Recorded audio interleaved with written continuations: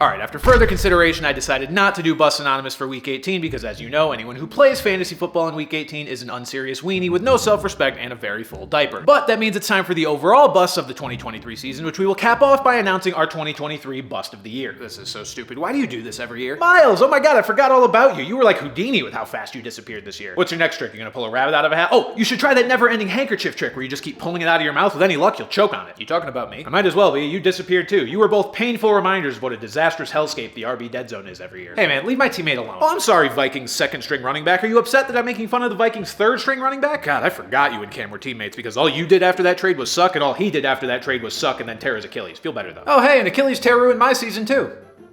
Not my own Achilles, but same idea. Yeah, you lost your attention whore, anti-vax, Epstein Island obsessed quarterback. What a shame. Although honestly, it might have been better if he played this year. At least he would have been busier and maybe shut the up once in a while. But we've got one more running back that pulled a vanishing act this year. Dameon Pierce, drafted as RB18 and finished as RB55. Everything on the Texans was shiny and new and exciting this year.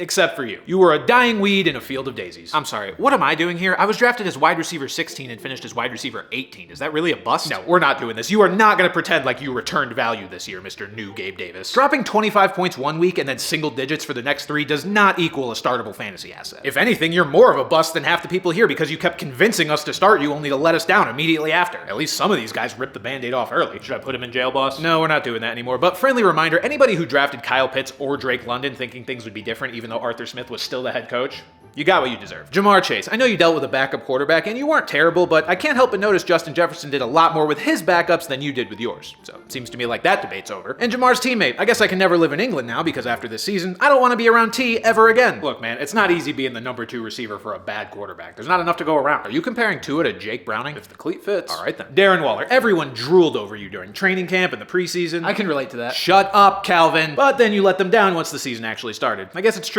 Reality is often disappointing. All right, now we've got our contenders for Bust of the Year. Josh Jacobs, drafted as RB7 and finished as RB28. So much for that mini holdout, huh? The only thing you're gonna be holding this summer is an application to McDonald's. Tony Pollard, for years, people begged the Cowboys to get rid of Zeke so you could have a full workload. Too bad when you finally got that workload, you puked all over yourself. You're just Alexander Madison in a bigger market. However, you were still somehow better than Austin Eckler, who was drafted as RB2 just to finish the season as RB26 behind the likes of Gus Edwards and Jalen Warren. I would say maybe Jim Harbaugh can fix you, but we both know you're not going to be in LA next year. But this year, the fantasy disappointment capital of the world was Kansas City. Patrick Mahomes, the consensus QB1 this year and every year. You know, you committed the biggest sin of them all.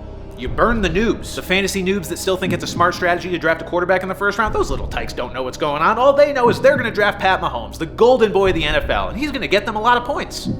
Except you didn't. QB8. Disgusting. But you weren't alone. Travis Kelce joined you on your island of mediocrity, and this one hurts a little extra because after all these years, people finally accepted the idea of drafting a tight end in the first round. We never thought it would happen, but you were so consistent, so reliable year after year that the public finally decided, hey, let's do it. And you spit on them. Right in their face, right between the eyes. That's oddly specific. Enough, it's time to decide on Bust of the Year. Text your pick to 1-800-BUST to cast your vote.